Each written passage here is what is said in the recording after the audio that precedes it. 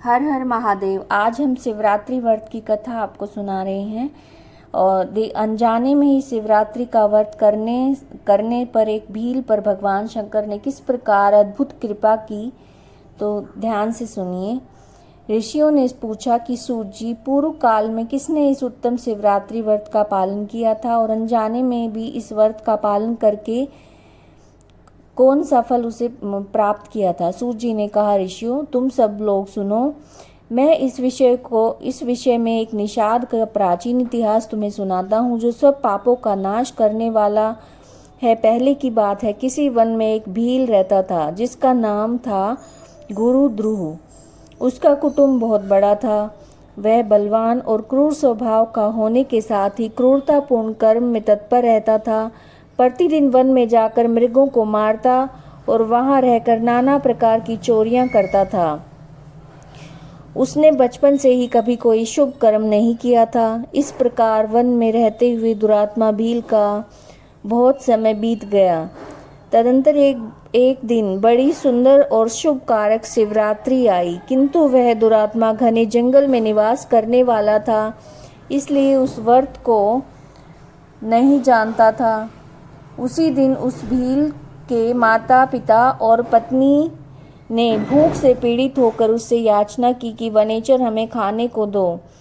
उनके इस प्रकार याचना करने पर वह तुरंत धनुष लेकर चल दिया और मृगों के शिकार के लिए सारे वन में घूमने लगा। देव योग से उसे उस दिन कुछ भी नहीं मिला और सूर्य अस्त हो गया। इससे उसे बड़ा दुख हुआ। वह सोचने लगा, अब मैं क्या करूं, कहाँ जाऊं? आज तो कुछ भी नहीं मिला। घर में जो बच्चे हैं उनका तथा माता पिता का क्या होगा? मेरी जो पत्नी है उसकी भी क्या दशा होगी? अतः मुझे कुछ लेकर ही घर जाना चाहिए, अन्यथा नहीं। ऐसा सोचकर वह व्याध एक जलाशय के समीप पहुंचा जहां पानी में उतरने का घाट था। वहां जाकर खड़ा हो गया और मन ही मन विचार करता था, यहाँ कोई ना कोई जीव पानी पीने के लिए अवश्य आएगा। उसी को मारकर कृतकृत्य होकर उससे साथ लेकर प्रसन्नता पूर्वक घर को जाऊंगा। ऐसा निश्चय करके वह व्याध एक बेल के पेड़ पर चढ़ गया और वही जल भी साथ लेकर बैठ गया। उसके मन में केवल यही चिंता थी कि कब कोई जीव आएगा और कब मैं उसे मारूंगा। इसी प्रतीक्षा में भूख और प्यास से पीड़ित होकर वह बैठा रहा। रात के पहले पहर में एक प्यासी हिरनी वहां पर आई, जो चकित होकर जोर जोर से चौकड़ी भर रही थी। ब्राह्मणों उस मृगी को देखकर उस व्याध को बड़ा हर्ष हुआ और उसने तुरंत ही उसे वध करने के लिए अपने धनुष पर एक बाण का संधान किया। ऐसा करते हुए उसके हाथ के धक्के से थोड़ा सा जल और बेलपत्र नीचे गिर पड़े। उस पेड़ के नीचे शिवलिंग था और उक्त जल और बेलपत्र से शिव की पहले पहर की पूजा संपन्न हो गई। उस पूजा के महात्म्य से उस व्याध का बहुत सा पातक तत्काल ही नष्ट हो गया। वहां रहने वाली खड़खड़ाहट की आवाज को सुनकर हिरनी भय से ऊपर की ओर देखा और व्याध को देखते ही व्याकुल हो गई और बोली। मृगी ने कहा, व्याध तुम क्या करना चाहते हो? मेरे सामने सच सच बताओ। हिरनी की बात सुनकर व्याध ने कहा, आज मेरे कुटुंब के लोग भूखे हैं और तुम्हें मारकर उनकी भूख मिटाऊंगा और उनको तृप्त करूंगा। व्याध का वो ऐसा वचन सुनकर जिसे रोकना कठिन था, उस दुष्ट भील को बाण ताने देखकर मृगी सोचने लगी, अब क्या करूं, कहाँ जाऊं? अच्छा कोई उपाय सोचती हूँ। ऐसा विचार करके उसने वहां इस प्रकार से कहा। मृगी बोली, भील मेरे मांस से तुमको सुख होगा। इस अनर्थकारी शरीर के लिए इससे अधिक महान पुण्य का कार्य और क्या हो सकता है? उपकार करने वाले प्राणी को इस लोक में जो पुण्य प्राप्त होता है उसका 100 वर्षों में भी वर्णन नहीं किया जा सकता। परंतु इस समय मेरे सब बच्चे मेरे आश्रम में हैं। मैं उन्हें अपनी बहन अथवा स्वामी को सौंपकर लौट आऊंगी। वनेचर तुम मेरी इस बात को मिथ्या न समझो। मैं फिर तुम्हारे पास लौट आऊंगी, इसमें कोई संदेह नहीं है। सत्य से ही धरती टिकी हुई है, सत्य से ही ये समुद्र अपनी मर्यादा में स्थित है और सत्य से ही निर्झरों से जल की धारा गिरती रहती है। सत्य में ही सब कुछ स्थित है। सूत जी कहते हैं कि मृगी के ऐसा कहने पर जब व्याध ने उसकी बात नहीं मानी तब उसने अत्यंत विस्मित और भयभीत होकर पुनः इस प्रकार कहना आरंभ किया। मृगी बोली, व्याध सुनो, मैं तुम्हारे सामने ऐसी शपथ खाती हूँ जिससे घर जाने पर मैं अवश्य तुम्हारे पास लौट आऊंगी। ब्राह्मण यदि वेद बेचे, तीनों काल संध्या न करे, तो जो पाप उसे लगता है, पति की आज्ञा का उल्लंघन करके अपनी इच्छा के अनुसार कार्य करने वाली स्त्रियों को जिस पाप की प्राप्ति होती है, किए हुए उपकार को न मानने वाले, भगवान शंकर से विमुख रहने वाले और दूसरों से द्रोह रखने वाले, धर्म को लांघने वाले, विश्वासघात करने वाले और छल करने वाले लोगों को जो पाप लगता है, उसी पाप से मैं लिप्त हो जाऊं यदि लौट कर यहाँ न आऊं। इस तरह अनेक शपथ खाकर जब मृगी चुपचाप खड़ी हो गई तब उस व्याध ने उस पर विश्वास करके कहा, अच्छा अब तुम अपने घर को जाओ। तब वह मृगी बड़े हर्ष के साथ पानी पीकर अपने आश्रम मंडल में गई। इतने में ही रात का पहला पहर व्याध के जागते जागते बीत गया। तब उस हिरणी की बहन दूसरी मृगी, जिसका पहली ने स्मरण किया था, उसी की रात देखती हुई जल पीने के लिए वहां पर आ गई। उसे देखकर भील ने स्वयं बाण को तरकस से खींचा। ऐसा करते समय पुनः पहले की भांति भगवान शिव के ऊपर जल और बेलपत्र गिरे। उसके द्वारा महात्मा शंभु की दूसरे पैर की पूजा भी संपन्न हो गई। यद्यपि वह प्रसंगवश ही हुई थी तो भी व्याध के लिए सुखदायिनी हो गई। मृगी ने उसे बाण खींचते देखकर पूछा, वनेचर ये क्या करते हो? व्याध ने पहले की तरह ही उत्तर दिया, मैं अपने भूखे कुटुंब को तृप्त करने के लिए तुम्हें मारूंगा। ये सुनकर वह मृगी ने कहा, व्याध मेरी बात सुनो, मैं धन्य हूँ, मेरा देह धारण करना सफल हो गया, क्योंकि इस अनित्य शरीर के द्वारा उपकार होगा, परंतु मेरे छोटे छोटे बच्चे घर में हैं। मैं एक बार जाकर उन्हें अपने स्वामी को सौंप दूं, फिर तुम्हारे पास लौट आऊंगी। व्याध बोला, तुम्हारी बात पर मुझे विश्वास नहीं है, मैं तुझे मारूंगा, इसमें संशय नहीं है। यह सुनकर हिरणी भगवान विष्णु की शपथ खाती हुई बोली, व्याध जो कुछ मैं कहती हूँ उसे सुनो। यदि मैं लौट कर न आऊं तो अपना सारा पुण्य हार जाऊं।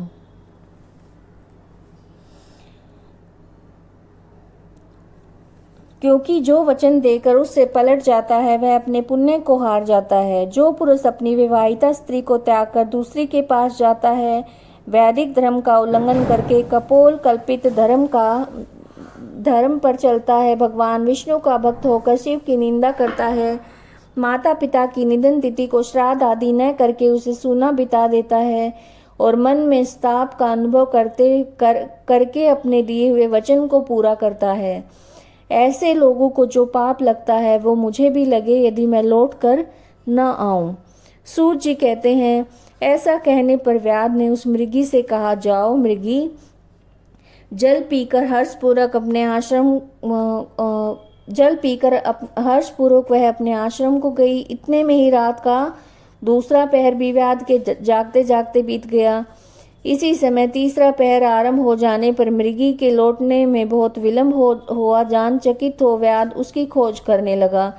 इतने में ही उसने जल के मार्ग में एक हिरण को देखा। वह बड़ा हुष्ट-पुष्ट था। उसे देखकर वनेचर को बहुत हर्ष हुआ और धनुष पर बाण रखकर उसे मार डालने को उद्यत हुआ। ऐसा करते समय पहले की तरह ही थोड़ा सा जल और बेलपत्र शिवलिंग पर गिरे और उसके सौभाग्य से भगवान शिव की तीसरे पहर की पूजा भी संपन्न हो गई।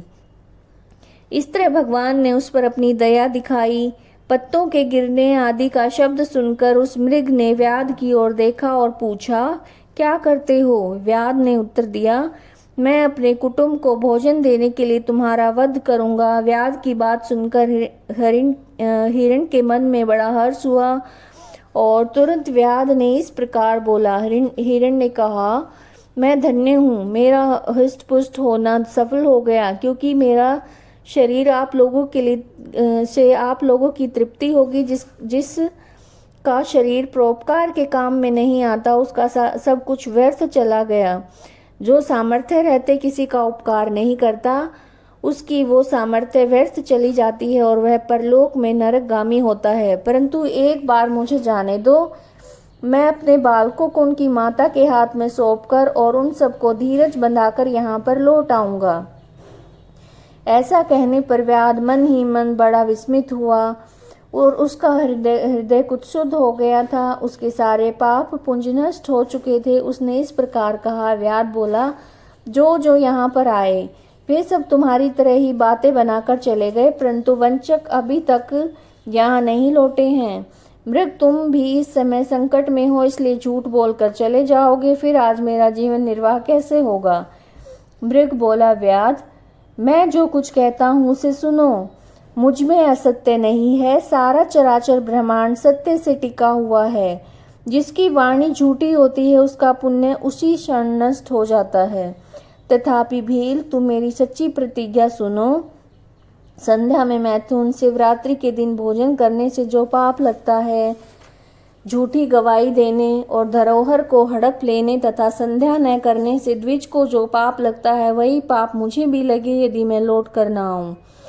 जिसके मुख से कभी शिव का नाम नहीं निकलता, जो सामर्थ्य रहते दूसरों का उपकार नहीं करता, पर्व के दिन श्रीफल तोड़ता, अभक्ष्य भक्षण करता है, शिव की पूजा किए बिना भस्म लगाए बिना भोजन कर लेता है, इन सब का पातक मुझे लगे यदि मैं लौट कर न आऊं। सूत जी कहते हैं, उसकी सारी बातें सुनकर व्याध ने कहा, जाओ शीघ्र लौटना। व्याध के ऐसा कहने पर मृग पानी पीकर चला गया। वे सब अपने आश्रम पर मिले। तीनों प्रतिज्ञाबद्ध हो चुके थे और आपस में एक दूसरे के वृत्तांत को भली भांति सुनकर सत्य के पास में बंधे हुए उन सब ने निश्चय किया कि वहां पर अवश्य जाना चाहिए। इस निश्चय के बाद वहां बालकों को आश्वासन देकर वे सब के सब जाने के लिए उत्सुक हो गए। उस समय जेठी मृगी ने वहां अपने स्वामी से कहा, स्वामी, ना आपके बिना यहाँ बालक कैसे रहेंगे? प्रभु, मैंने ही वहां पहले जाकर प्रतिज्ञा की है, इसलिए आप वहां केवल मुझे जाना चाहिए। आप दोनों यहीं पर रहिए। उसकी बात सुनकर छोटी मृगी बोली, बहन, मैं तुम्हारी सेविका हूँ, इसलिए आज मैं व्याध के पास जाती हूँ, तुम यहीं रहो। यह सुनकर मृग बोला, मैं ही वहां जाता हूँ, तुम दोनों यहाँ रहो, क्योंकि शिशुओं की रक्षा माता से होती है। स्वामी की बात सुनकर दोनों मृगियों ने धर्म की दृष्टि से इसे स्वीकार नहीं किया और दोनों अपने पति से प्रेम पूर्वक बोली, प्रभु, पति के बिना इस जीवन को धिक्कार है। तब उन सब ने अपने बच्चों को सांत्वना देकर उन्हें पड़ोसियों के हाथ में सौंप दिया और स्वयं शीघ्र ही उस स्थान को प्रस्थान किया जहाँ व्याध शिरोमणि उनकी प्रतीक्षा में बैठा था। उन्हें जाते देखकर उनके वे सब बच्चे भी पीछे पीछे चले आए। उन्होंने निश्चय कर लिया था कि इन माता पिता की जो भी गति होगी वो हमारी भी हो। उन सबको एक साथ आया देखकर व्याध को बड़ा हर्ष हुआ और धनुष पर बाण रखा। उस समय पुनः जल और बेलपत्र शिव के ऊपर गिरे और भगवान शिव की चौथे पैर की पूजा भी संपन्न हो गई।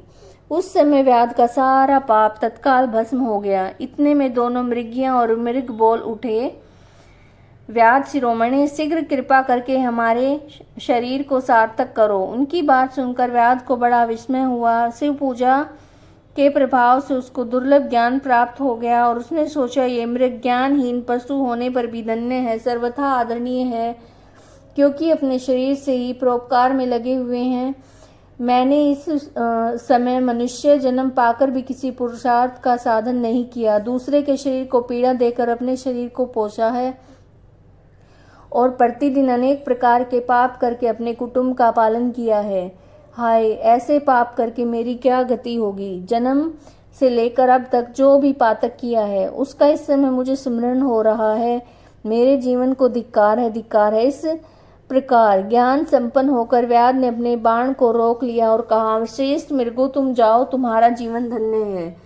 व्याध के ऐसा कहने पर भगवान शंकर तत्काल वहां पर प्रसन्न हो गए और व्याध को अपने सम्मानित और पूजित स्वरूप का उन्होंने दर्शन कराया और कृपापूर्वक उसके शरीर का स्पर्श करके उसे प्रेम से कहा, भील, मैं तुम्हारे वध से प्रसन्न हूँ। वर मांगो। व्याध भी भगवान शिव के उस रूप को देखकर तत्काल जीवन से मुक्त हो गया और मैंने सब कुछ पा लिया ऐसे कहता हुआ उनके चरणों के आगे गिर पड़ा। उसके इस भाव को देखकर भगवान शिव भी मन ही मन बहुत प्रसन्न हुए और गुह नाम देकर कृपा दृष्टि से देखते हुए उन्होंने उसे दिव्य वर दिए। शिव बोले, व्याध सुनो, आज से तुम श्रृंगवेरपुर में उत्तम राजधानी का आश्रय लेकर दिव्य भोगों का उपभोग करो। तुम्हारे वंश की वृद्धि निर्विघ्न रूप से होती रहेगी। देवता भी तुम्हारी प्रशंसा करेंगे। व्याध, मेरे भक्तों पर स्नेह रखने वाले भगवान श्री राम एक दिन निश्चय ही तुम्हारे घर पधारेंगे और तुम्हारे साथ मित्रता करेंगे। तुम मेरी सेवा में मन लगाकर दुर्लभ मोक्ष पा जाओगे। इसी समय वे सब मृग भगवान शंकर का दर्शन और प्रणाम करके मृग योनि से मुक्त हो गए तथा दिव्य देहधारी होकर विमान पर बैठकर शिव के दर्शन मात्र से शाप मुक्त होकर दिव्य धाम को चले गए। तब से अर्बुद पर्वत पर भगवान शिव व्यागेश्वर के नाम से प्रसिद्ध हुए और जो दर्शन और पूजन करने पर तत्काल भोग और मोक्ष प्रदान करने वाले हैं। महर्षियों, वह व्याध भी उस दिन से दिव्य भोगों का उपभोग करता हुआ अपनी राजधानी में रहने लगा। उसने भगवान श्री राम की कृपा पाकर शिव का सायुज्य प्राप्त कर लिया और अनजाने में ही इस व्रत का अनुष्ठान करने से उसको सायुज्य मोक्ष मिल गया। और जो भक्ति भाव से संपन्न होकर इस व्रत को करते हैं वे शिव का शुभ सायुज्य प्राप्त कर लेते हैं। इसके लिए तो कहना ही क्या। संपूर्ण शास्त्रों तथा अनेक प्रकार के धर्मों के विषय में भली भांति विचार करके इस शिवरात्रि व्रत को सबसे उत्तम बताया गया है। इस लोक में जो नाना प्रकार के व्रत और विविध तीर्थ, भांति भांति के विचित्र दान और अनेक प्रकार के यज्ञ और तरह तरह के जप और बहुत से जप हैं, वे सब इस शिवरात्रि व्रत की समानता नहीं कर सकते। इसलिए अपना हित चाहने वाले मनुष्यों को इस शुभतर व्रत का अवश्य पालन करना चाहिए। यह शिवरात्रि व्रत दिव्य है। इसमें सदा भोग और मोक्ष की प्राप्ति होती है। महर्षियों, यह शुभ शिवरात्रि व्रत व्रतराज के नाम से विख्यात है। इसके विषय में सब बातें मैंने तुम्हें बता दी और क्या सुनना चाहते हो।